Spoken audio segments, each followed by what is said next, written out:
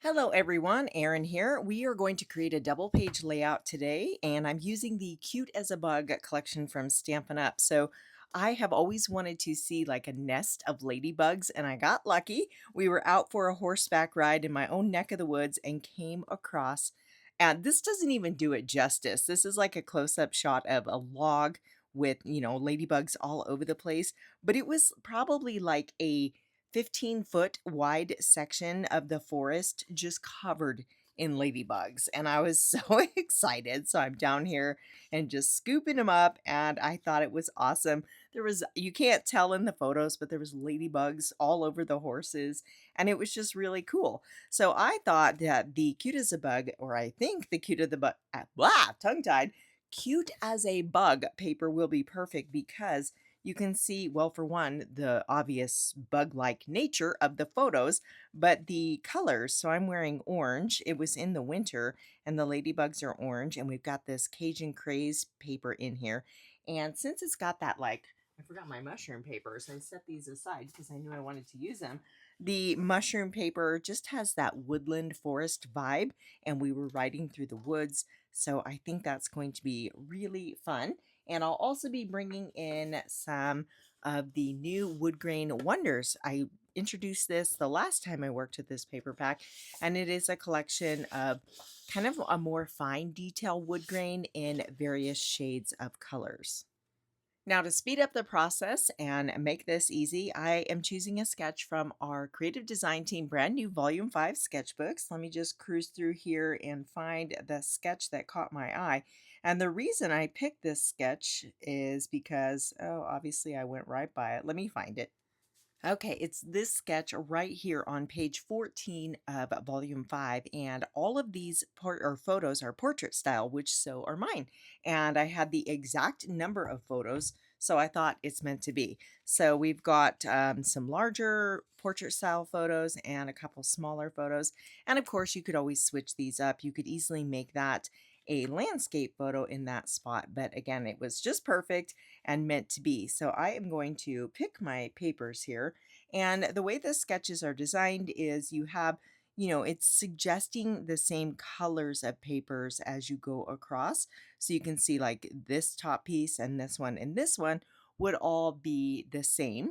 You don't have to, but that is how it's designed. And then these two are the same. So I think this is going to be really perfect. I'm going to go ahead and narrow down my papers. Like I said, I know I want to use this one, and I know I want to use the brown, dark espresso brown paper. I just think it goes beautifully with these, and all the colors and the vibe is perfect. And then we'll probably bring in some bugs. So let me scoot those aside here. I have 2 sheets of white willow cardstock for my base. Let me get those situated on my glass mat, and I'll hold that in place with a magnet. And what I'm thinking is I primarily want my photos, I want the wood grain paper behind my photos so that they're not competing. And then the mushroom pattern paper will be kind of the accent pattern that brings in the fun style and color. So let me bring this in over on this side and kind of get a feel for what that's going to look like. Doesn't that wood grain paper look so pretty with the color of Miss Mabel's coat there in the right-hand photo? The sketch suggested a frame style layout. I did gut out the center there, and that is the light side of Mossy Meadow cardstock. And then I've gone ahead and followed this sketch and cut down my pieces. So we'll just bring these in. And I did leave these a little bit longer because I wasn't sure how I wanted that situated. And that gives me the flexibility to move things around. And then we'll go like this. I think that's looking good. There's a new stamp set coming out in the March online exclusives that inspired me to scrapbook these photos. And when you see that stamp, you will understand where my inspiration came from. So let's go ahead and get my photos back in now that we have our paper layers cut down here. And then I want to add a little bit of ink around the edges. So this is early espresso. We'll just darken up our pattern papers here to finish that off. When I took these photos back in 2024, I shared them on my personal Facebook page, and I was so surprised by the amount of people that commented that ladybugs bite and that they've been bitten by them. And I have been letting ladybugs crawl on me, catching them, scooping them up out of the grass since a very young age, and I have yet to have one do me dirty. I guess I'm just lucky. We get along all right, but I just think they're really cute and colorful, and I'm always so happy to see them because they're a good insect to have around.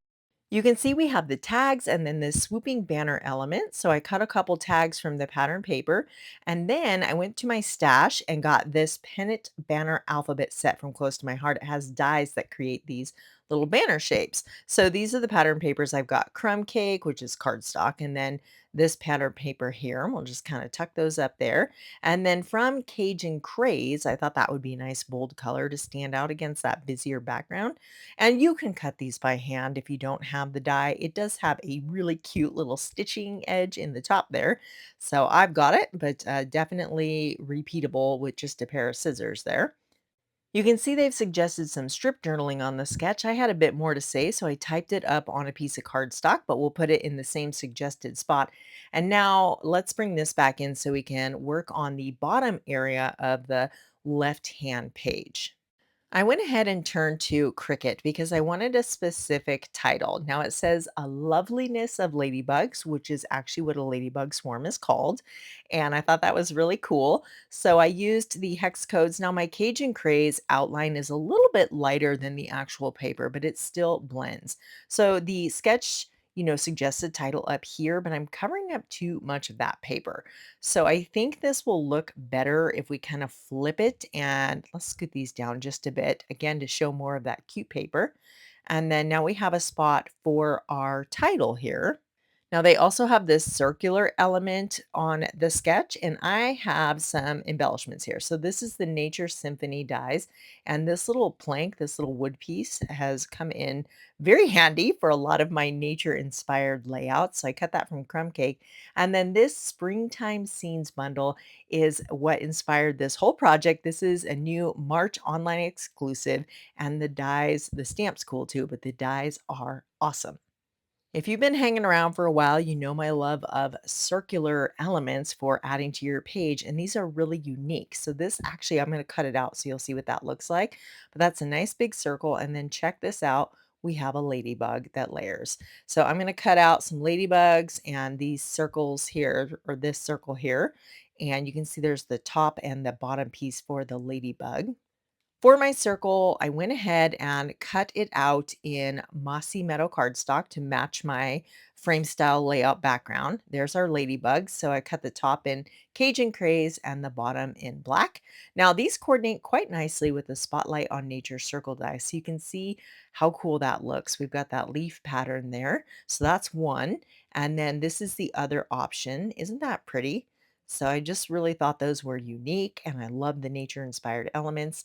And then I think I like this one better.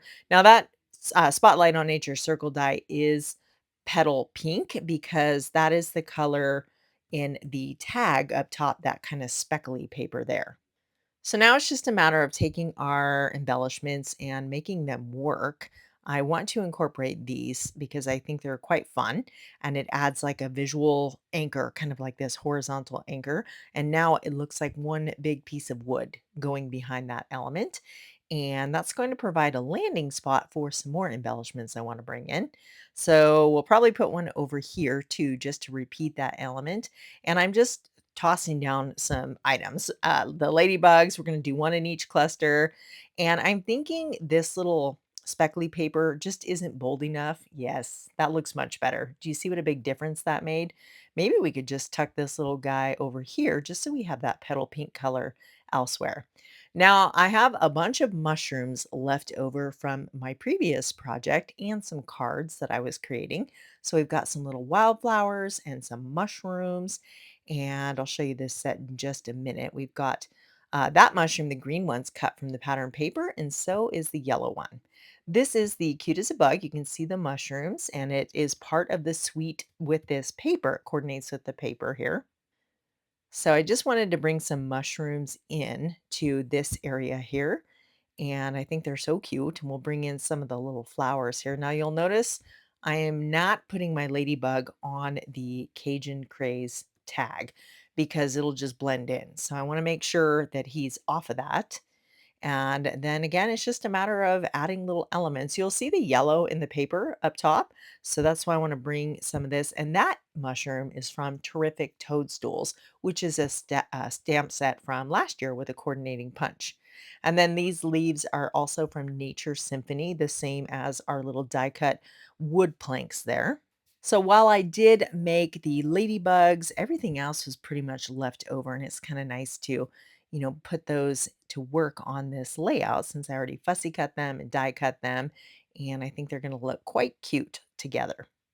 Now, for my print and cut title, I do have several Cricut tutorials showing not necessarily this specific title, but I will leave the fonts I used for this title in the description box below.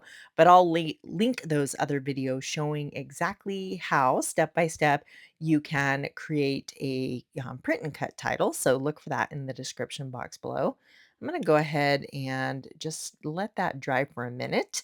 I put a block on it off camera. Now it's nice and adhered. I put foam tape on the back of my title, and now we can get all of these nestled back into place. I have a few more little die cut sprigs that are off to the side here. And this one is also from this springtime set. You can see it cuts out, there's the outline, but you can also cut the background piece for that. But I thought the outline was kind of pretty and just like a lacy, delicate element here. And then we'll just add a few more sprigs and flowers. Now, this sketch design, you could switch your pattern papers. I could have put the wood grain on top on the left hand side and the mushrooms on the bottom and then flipped everything, but the tags made the most sense up top. So that's why I kind of designed it with the title and the embellishments down low. Now we've got this stamp exploring nature. It says nature is my happy place. And I thought that that was just a great little subtitle or wordy bit to include on this layout. So again, I grabbed my Cajun Craze. So nice when everything color coordinates, and I'll fussy cut this out off camera. If the thought of fussy cutting that level of detail, is not your game, you could just cut it out in a rectangle. That would have looked cute there. Maybe there. Let's go over what if we put it actually on this wood plank? Well, that's perfect.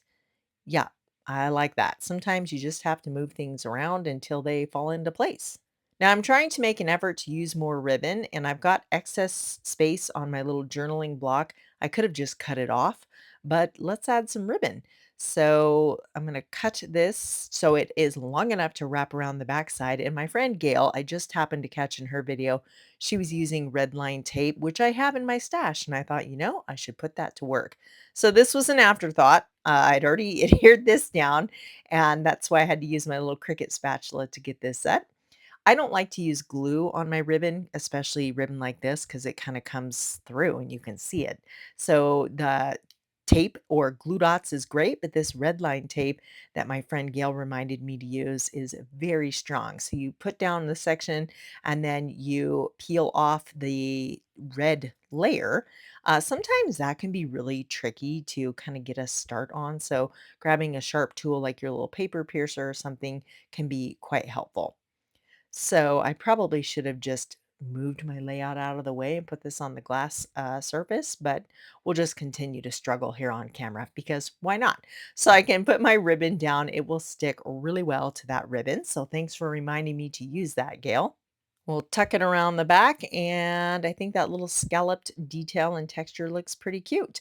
Now, I'm all out of my Wink of Stella shimmer brush, so I grab my Close to My Heart brush, which works the same, and it just adds glitter to any little accent you want to color with. So these are really fun. This is one of those things you just, when you're placing an order, you add it to your cart because you can use it to color items with ink and make it shiny or just go over cardstock, and hopefully when that dries, you'll be able to see that.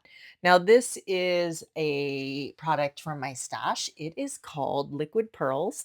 And I am finishing off my banner element. It's the black. And I thought, well, black, like the ladybug dots, that'd be perfect, right?